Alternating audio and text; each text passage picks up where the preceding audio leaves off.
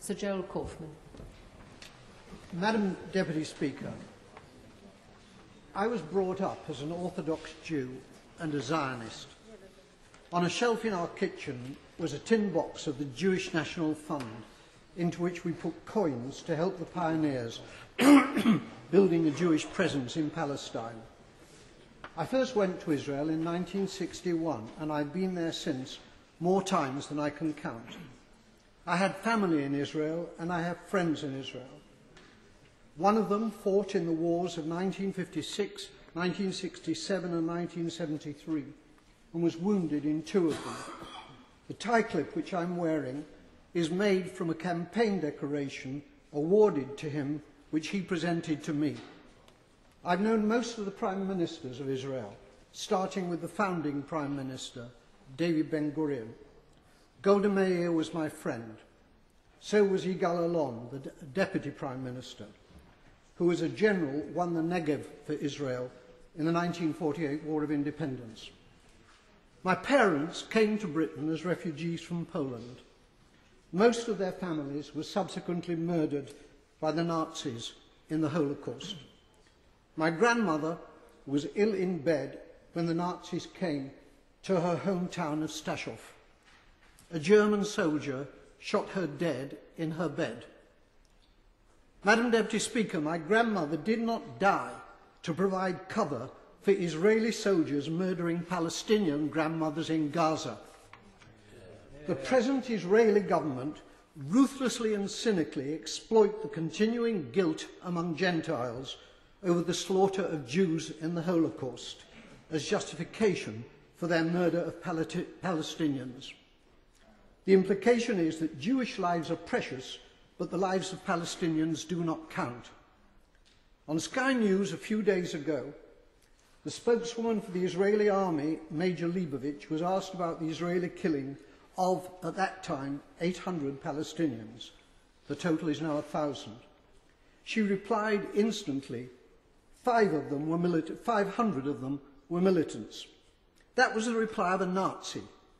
I suppose that Jews fighting for their lives in the Warsaw Ghetto could have been dismissed as militants. The Israeli Foreign Minister, Tzipi Livni, asserts that her government will have no dealings with Hamas because they're terrorists.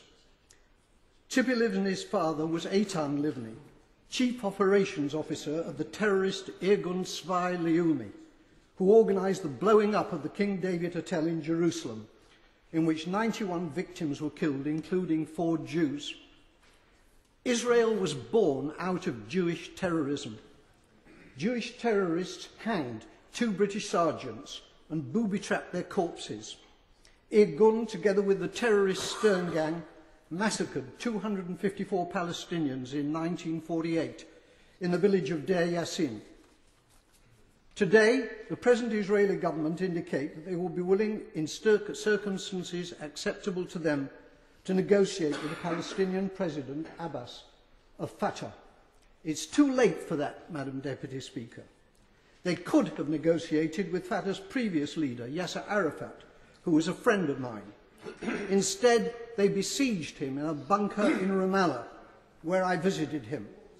It's because of the failings of Fatah since Arafat's death that Hamas won the election, the Palestinian election in 2006. Hamas is a deeply nasty organisation, but it was democratically elected, and it is the only game in town. The boycotting of Hamas, including by our own government, has been a culpable error from which dreadful consequences have followed. The great Israeli Foreign Minister Abba Eban, with whom I campaigned for peace on many platforms, said, "You make peace by talking to your enemies." However many Palestinians the Israelis murder in Gaza, they cannot solve this existential problem by military means. Whenever and however the fighting ends, there will still be 1.5 million Palestinians in Gaza and 2.5 million more Palestinians in the West Bank, who are treated like dirt by the Israelis, with hundreds of roadblocks and with the ghastly denizens of the illegal Jewish settlements harassing them as well. The time will come, not so long from now, when they will outnumber the Jewish population in Israel. It's time for our government to make clear to the Israeli government that its conduct and policies are unacceptable and to impose a total arms ban on Israel. It is time for peace, but real peace, not the solution by conquest, which is the Israelis' real goal, but which is impossible for them to achieve. They're not simply war criminals, they're fools.